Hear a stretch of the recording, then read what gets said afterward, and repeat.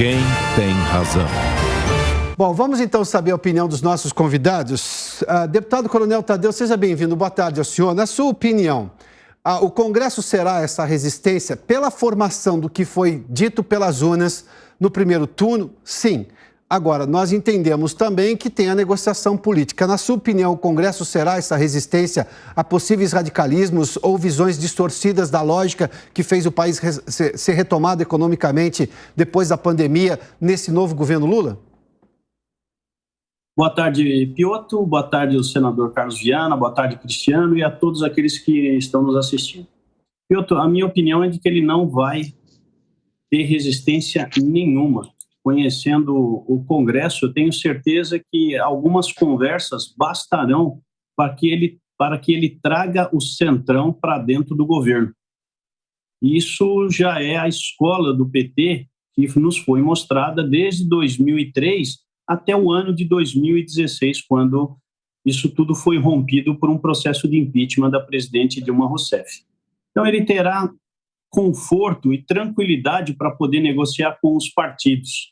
E, obviamente, a gente sabe como é que funcionam essas negociações. Nós temos já um pré-anúncio de aumento dos ministérios, simplesmente corroborando com o lado perdulário do PT, de gastar e gastar mesmo. O Partido dos Trabalhadores vai pegar o Brasil absolutamente em ordem, uma máquina mais enxuta, até porque o presidente Bolsonaro eliminou 25 mil cargos no seu primeiro ano de governo. E eu creio que essa facilidade ele vai ter agora com a caneta na mão. Senador Carlos Viana, na sua opinião, o Congresso consegue ser resistência a possíveis radicalismos do governo do PT, seja em gastos públicos exagerados, inchaço da máquina, como a gente viu em outros governos do partido? Bem, boa tarde a todos, ao Coronel Tadeu, ao Cristiano que está aí, a você, Piotr. Vai depender do Lula que chegar à presidência da República. Porque todos nós, seres humanos, estamos passíveis de mudar de acordo com a idade, com as experiências de vida. Né? Ele veio como uma grande liderança na salvação da esquerda, num movimento muito forte de reação da direita, e ainda, como você mesmo disse agora há pouco, Piotr, gostei muito da observação, ele não deixou claro, né, como ele fará o governo. Naturalmente, e aqui eu faço uma avaliação pelos evangélicos, do qual sou parte, sou uma das lideranças, de que nós não vamos abrir mão das nossas pautas de comportamento. E exatamente o que a esquerda, na época de Dilma Rousseff, tentou fazer com os evangélicos, que era empurrar a goela abaixo determinadas leis que tirariam o equilíbrio do respeito religioso, a liberdade de culto, né, de execução daquilo que, para os cristãos evangélicos, é muito importante, que é seguir o que a Bíblia diz dentro das igrejas. Se o governo tentar, mais uma vez, voltar com essas pautas, haverá uma resistência muito grande. A Frente Parlamentar Evangélica aumentou, nós somos hoje em torno de 180, há uma força. Então, o que se espera dessa leitura é de que essa margem muito apertada, de 2 milhões de votos, deixe um recado claro ao PT, deixe um recado claro ao ex-presidente Lula. Não repita os erros do passado. Eu até ontem publiquei dizendo o seguinte: eu espero do próximo presidente responsabilidade, porque se não governar com responsabilidade, vai ser mais um para a gente poder votar um impeachment daqui a algum tempo. Então, se quer unir o país, se quer manter um governo, né, se quer ter condições de levar um Brasil como eles estão pregando, de união, de paz, então que venham dispostos a negociar conosco o espaço de cada um. Na questão das pautas econômicas, claro, a direita perdeu a eleição. A esquerda tem o seu embasamento, tem as suas convicções, que nós vamos analisar. Nós do PL no Senado somos 14, é bem provável que consigamos fazer uma oposição robusta, com boa parte, inclusive, de partidos menores, mas vamos ser uma voz crítica. E, para deixar bem rápido, a gente observa e com preocupação. Eu espero que os erros não sejam os mesmos. A gente vê o presidente da Argentina chegando, o presidente de Cuba mandando. Por quê? Eles, a vida toda, foram financiados pelo Brasil, que não cobrou nada. O dinheiro nosso foi lá para fora, sem retorno. Vamos acompanhar com tranquilidade, mas vai depender do governo, Piotr. Cristiano Noronha, boa tarde, seja bem-vindo. Na sua opinião, o Congresso conseguirá ser essa oposição? Aí, a esse aspecto, por exemplo, o Brasil gastou muito com países do ponto de vista dessa lógica de financiar governos, sobretudo amigos e de esquerda, da lógica do partido e não do país.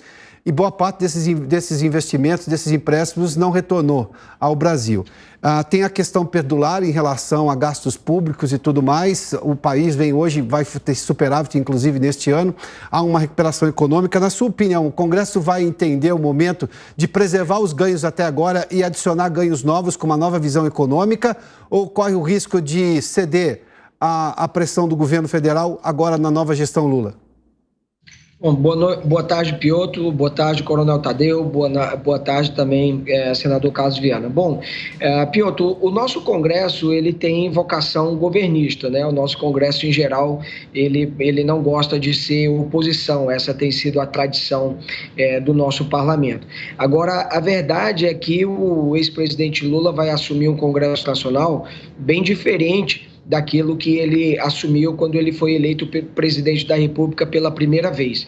O Congresso Nacional experimenta uma autonomia que dificilmente vai querer abrir mão. O Congresso Nacional controla a parte importante do orçamento da União. O Congresso Nacional tem derrubado muitos vetos presidenciais. O ex-presidente Fernando Henrique Cardoso, por exemplo, teve um veto derrubado em 8 anos de governo. O presidente Jair Bolsonaro são mais de 60 e nem terminou os 4 anos de mandato. Medidas provisórias são aprovadas com alterações, algumas delas, inclusive, perdem validade porque o Congresso Nacional não vota. O perfil do Congresso Nacional é de centro e de centro-direita, de modo que eu entendo que essas maiorias que o governo precisa para aprovar matérias relevantes, especialmente emenda constitucional, o presidente Lula vai ter que construir essa maioria a cada votação.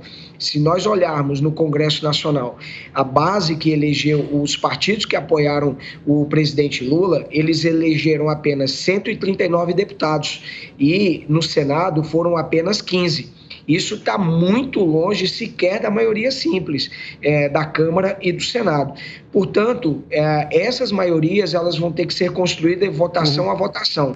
E o Congresso Nacional, acredito eu, se vier uma pauta muito, atendendo muito a setores radicais da esquerda, ela vai ter dificuldade ou vai passar por profundas alterações quando analisadas pelo Congresso Nacional.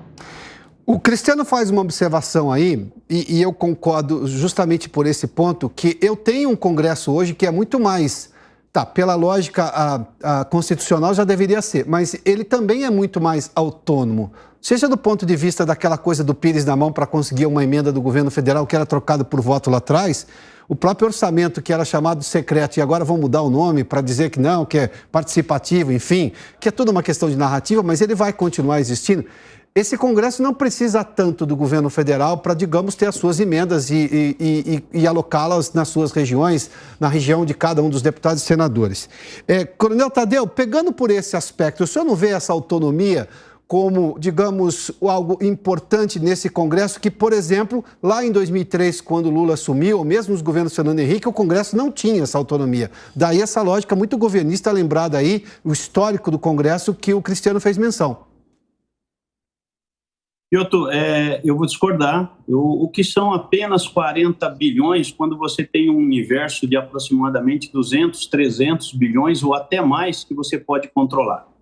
A ganância dos políticos, ela não tem limites. A boca do lobo é muito grande.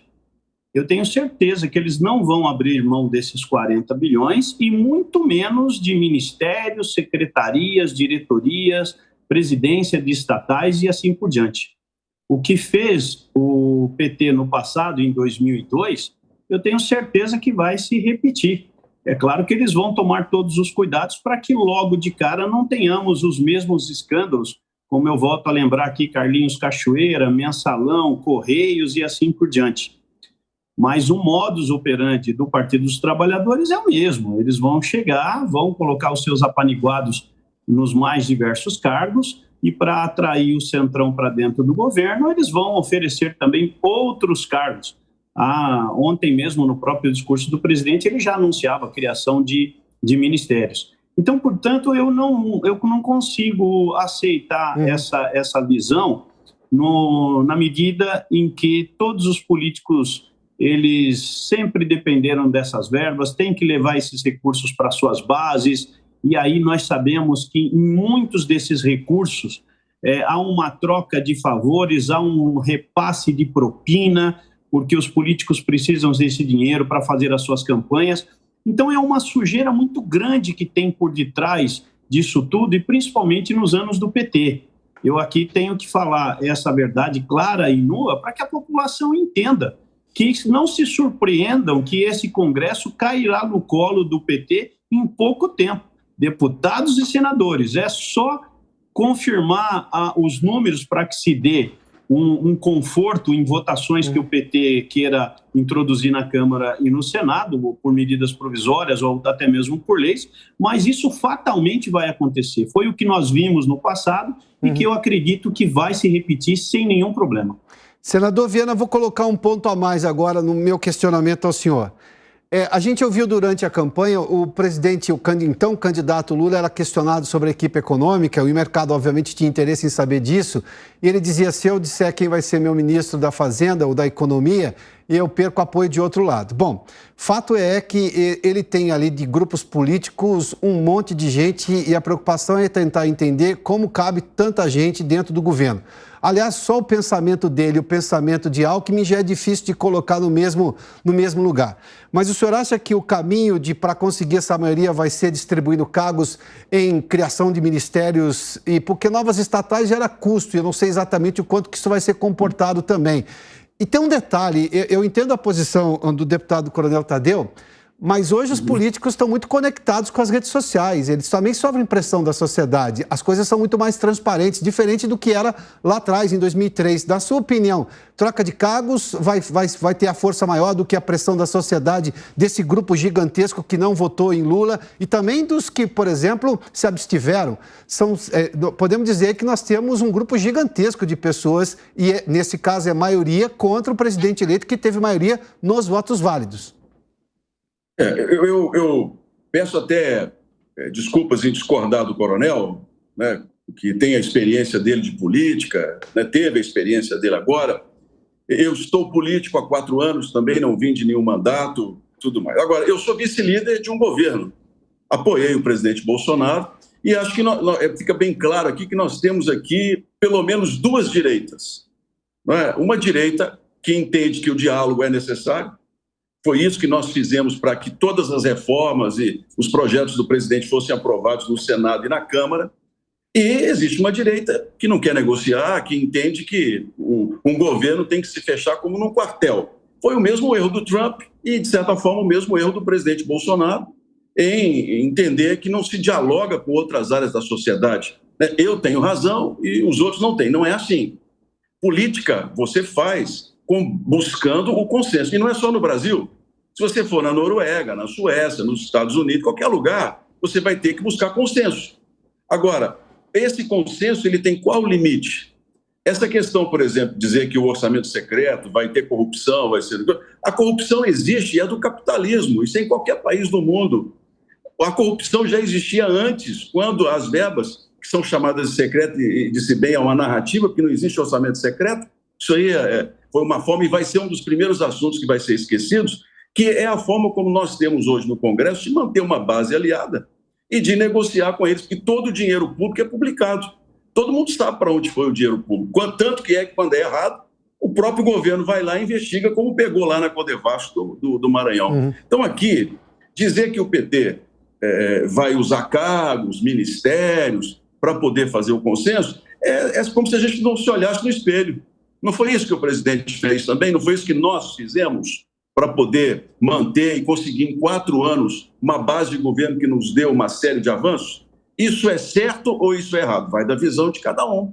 A meu ver, eu estou na política hoje, todo e qualquer governo vai ter que chamar para negociar. Olha, o ponto é esse aqui. Vamos negociar aqui um orçamento, senão o país não anda, vamos negociar. As questões, e aí me preocupa e eu concordo com o coronel, por exemplo, os primeiros 4 anos do governo Lula foram governos muito alinhados com o que Fernando Henrique Cardoso fez. Sim. E com uma temática. Depois, nos outros 4 anos, que aí veio um Congresso totalmente alinhado, foram 4 anos de financiamentos, né, da esquerda na América Latina. Então, esse erro é que não pode ser cometido. Mas negociar, dialogar, é parte da política, não tem jeito. Cristiano, deixa eu colocar você agora para mediar essa questão. É natural que governos chamem os seus aliados e dividam espaço ali, seja com ministérios. O problema é aumentar demais a máquina. É isso que a gente viu e houve um enxugamento da máquina no governo Bolsonaro. O próprio Coronel Tadeu fez menção a isso.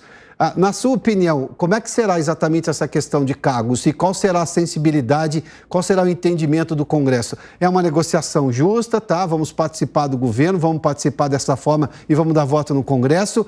Ou não, vamos aceitar qualquer inchaço para todo mundo caber nessa festa da viúva? Piotr, olha, o ex-presidente Michel Temer, com um número bastante limitado de ministérios, né, conseguiu formar uma base bastante sólida no Congresso Nacional. Aprovou o teto de gastos sem precisar ter mais de 30 ministérios, por exemplo, né? Então, o presidente Jair Bolsonaro também, quando ele assumiu em 2019, o ministério dele era composto de 22 pastas, né? Contado aí, inclusive, até já o Banco Central, inclusive, que tem status de ministério. Então, e obviamente que o presidente Jair Bolsonaro, no início, tentava negociar com o que ele chamava de bancadas suprapartidárias, isso acabou não funcionando e ele teve que ceder e chamar os partidos, mas ainda dentro da lógica de uma máquina relativamente enxuta. É bem verdade que no ano passado ele inclusive prometeu recriar, por exemplo, o Ministério da Indústria e Comércio, por exemplo, sob uma pressão do setor produtivo.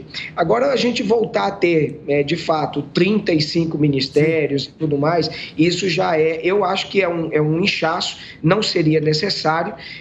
Agora, e, portanto, é uma iniciativa, né, que o presidente Lula deve fazer, mas para atender a essas alas mais radicais, vamos dizer assim, da esquerda. Esses ministérios que devem ser criados são ministérios da igualdade racial, ministério voltado para a questão indígena e tudo mais. Então, atender a demandas específicas de diversidade e tudo mais de um governo que ele pretende concluir. Agora, não necessariamente você precisa inchar tanto a máquina para construir essa maioria, assim como fez Temer e como fez Bolsonaro. Deixa eu só voltar ao senador Carlos Viana para o último questionamento, senador, por gentileza. Nós vimos episódios de censura agora, censura prévia, determinadas pelo Tribunal Superior Eleitoral, e a gente não viu o Congresso Nacional reagir a isso. Ou seja, estava se indo contra a Constituição do país, nós mesmos aqui fomos vítimas na Jovem Pan, mas não somente nós. A gente corre o risco de ver esses episódios sendo repetidos, porque, por exemplo, o presidente do Senado não se manifestou sobre esse assunto da censura. Me lembro aqui do senador Cajuru, seu colega de Senado, ele disse, não, o senador vai se manifestar, e não houve essa manifestação do presidente do Congresso. O Congresso vai ser muito duro na defesa da Constituição, sobretudo nessa questão das liberdades?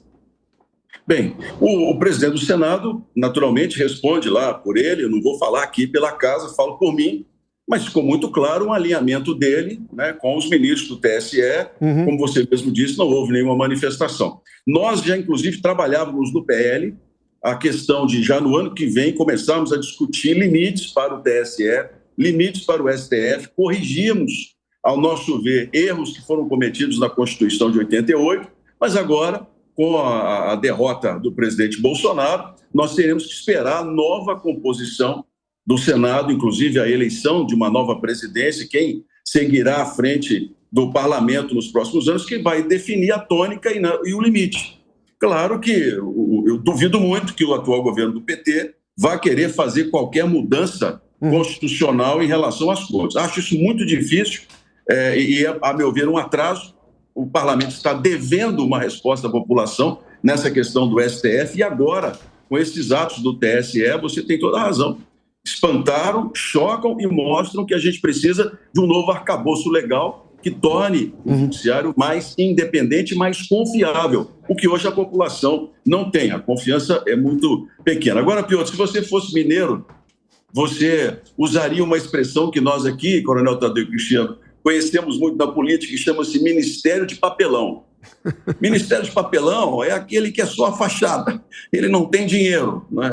Isso no orçamento, quem falava isso era o ex-governador Hélio Garcia, falava que é ministro, mas é ministro de papelão. Né? Você pode até aumentar o número de ministérios, desde que você não aumente os gastos. Essa é uma questão que a gente vai ter que ficar muito de acordo com. Mas vamos esperar. Eu acho que agora o momento é de aguardarmos e mantermos uma oposição firme dos nossos princípios, uma oposição que continue mostrando os erros que o PT cometeu no passado, que foram muitos, como diz o Coronel Tadeu, e que a gente não quer repetir na história da política brasileira. Senador Carlos Viana, deputado Coronel Tadeu, Cristiano Noronha, muitíssimo obrigado pela participação nesse debate aqui do Prós e Contras.